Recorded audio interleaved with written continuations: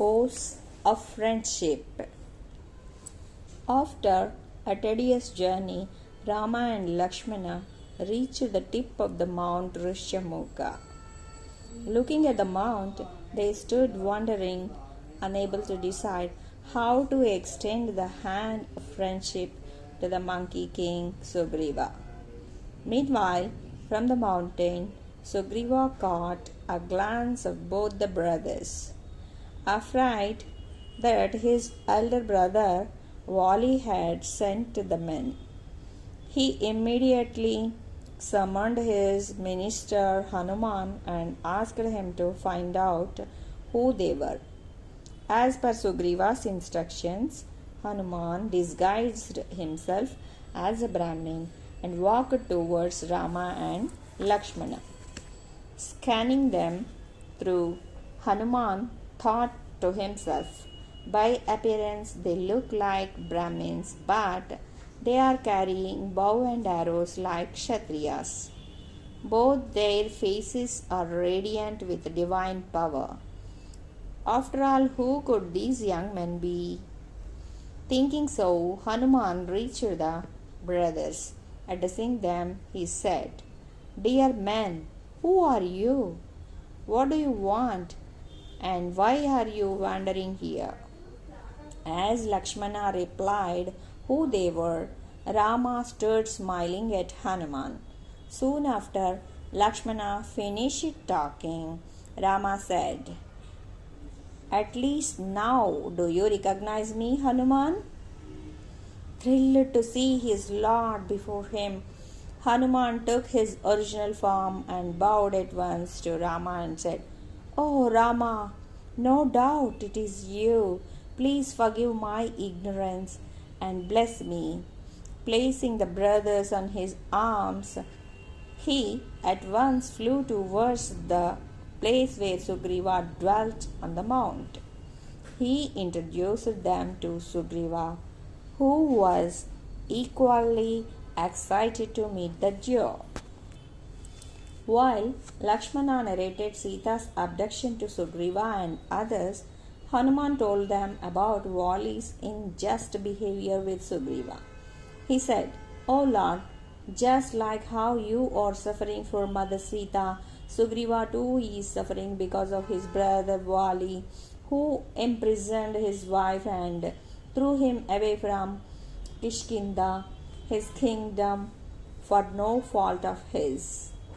Since then, Sugriva had taken shelter on this mountain, away from wife, children, and kingdom."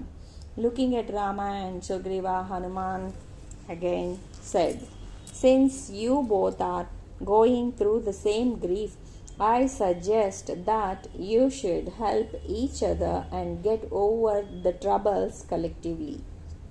When both the parties nodded in agreement, Hanuman lit a holy fire between them and made them take oaths of friendship. Rama promised Sugriva to help him regain his kingdom and wife by killing Vali. As Vali was a mighty king, Sugriva was apprehensive about Rama's ability to kill him. As he fell silent in deep thoughts, Rama realized his doubts and decided to prove his abilities to Sugriva. Immediately, he took out a single arrow and shot it, aiming at the 7 palm trees that stood in a row at some distance. With a single shot of his arrow, all the 7 trees were chopped into half and fell to the ground instantaneously. Amazed at the rare sight, Sugriva at once fell at Rama's feet. "O Lord, I ask for forgiveness for not realizing your might. Now I know that you are the mightiest in this whole world.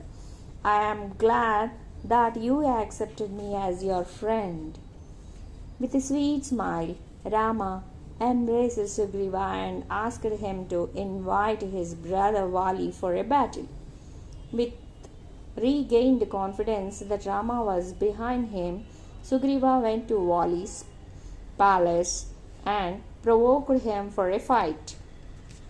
Enraged at his brother's behavior, Vali came out from his palace and battled fiercely with Sugriva. Vali was stronger and more skilled than Sugriva. As they both fought with one another, Rama, who was watching them from a distance, got confused in identifying Vali. With the fear of killing Sugriva, he withdrew his attempts to shoot his arrow. As there was no sign of help from Rama, unable to fight any more with Vali, Sugriva ran away from there. He reached the mount in a badly wounded state and approached Rama immediately. Accusing Rama for not rendering any help, he said, "O Rama, provoked my brother for a fight, trusting your words, but you have done nothing except watching the fun of me getting wounded in his hands." Comforting Sugriva, Rama explained that he could not differentiate between the brothers. Putting a floral garland around Sugriva's neck, he promised to kill Vali and asked Sugriva to call him again for a fight. Fearing extremely, Sugriva again went to Vali's palace and repeated his challenge. Amused that the loser Sugriva came back again for a fight, Vali at once rushed out. As they fought fiercely with one another, at the right moment Rama shot his arrow from behind a tree straight into the heart of Vali. Shot by such a powerful arrow, Vali at once fell on the ground. Addressing Rama, who approached him, Vali said, "O Rama, it surprises me that a great man like you also had resorted to unfair means of fighting a battle. Is it not unjust to kill me so?" Replying to Vali, Rama said, "Is it not unjust to abduct your brother's wife by force and throw him away from the kingdom without learning the facts? As per Rajadharma, it is acceptable to punish the guilty in accordance with their evil deeds." Realizing his fault, Vali repented his hasty actions. With no time left for him, he quickly handed over his son Angada to Rama and died peacefully in his arms. Rama and Lakshmana comforted the grieving Tara, wife of Vali, Angada, his son, and Sugriva. They conducted his last rites as per the rituals and made Sugriva the king of Kishkinda after a few days. With Sugriva's problem solved, the next important thing of their agenda was searching for Sita.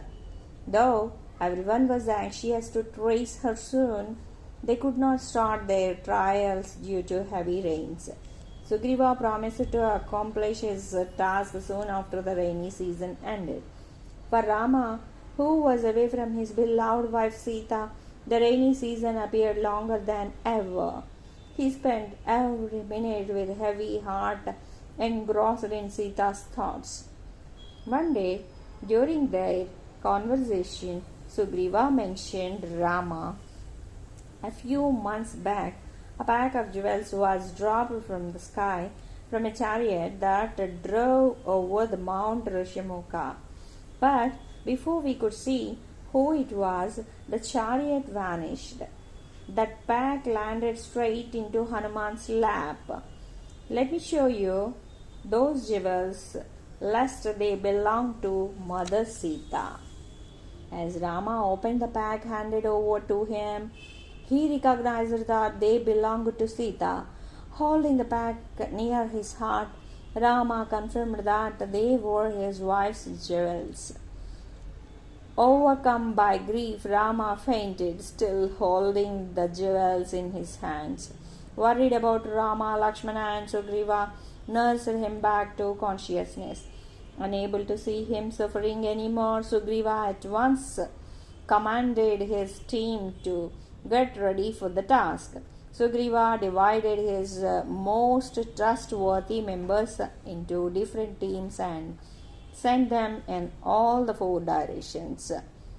Under Angada's guidance, Jambavanta, Hanuman, and a few other best men were sent in the southern direction.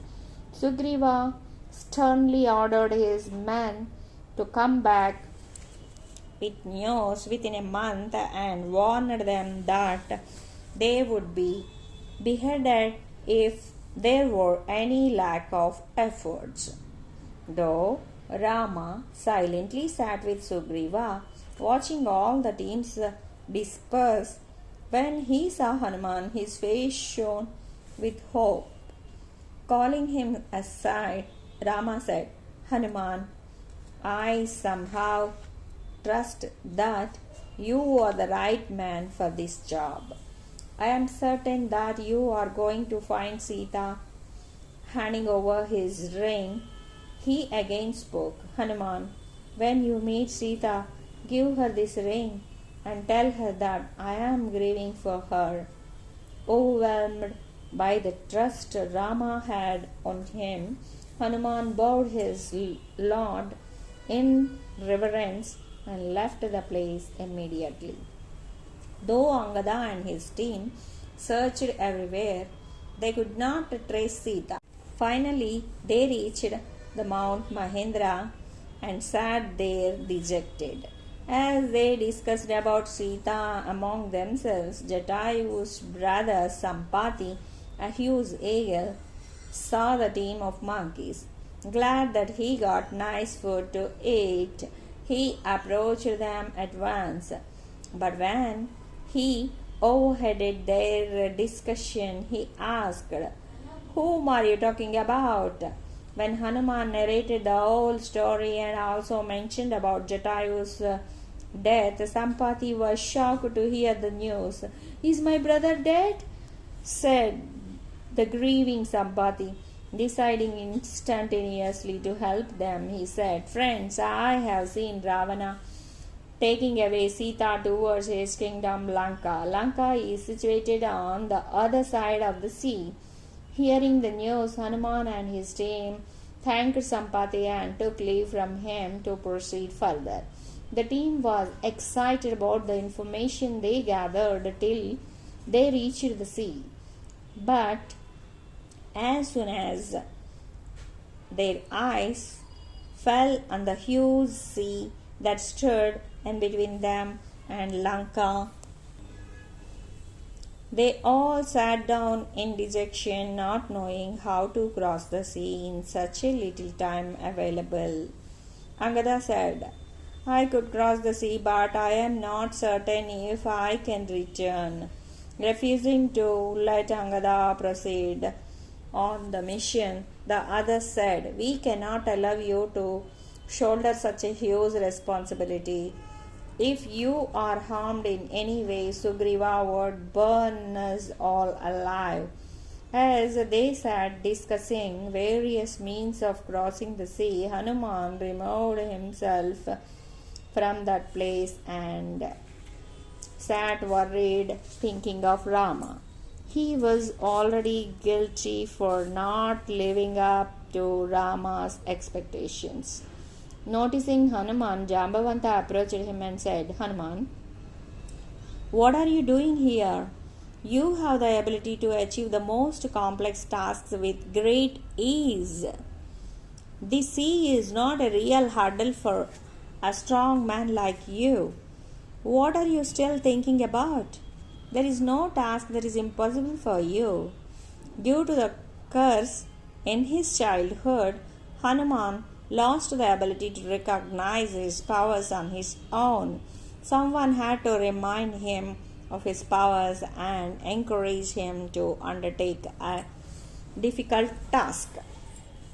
As soon as Jambavanta instilled confidence in him, Hanuman rose at once, regained his full strength, and turned to his team. He said, Don't you worry. I am going to cross this sea and trace Mother Sita. Saying so, He grew in size and flew over the high sea as his team looked at him in awe.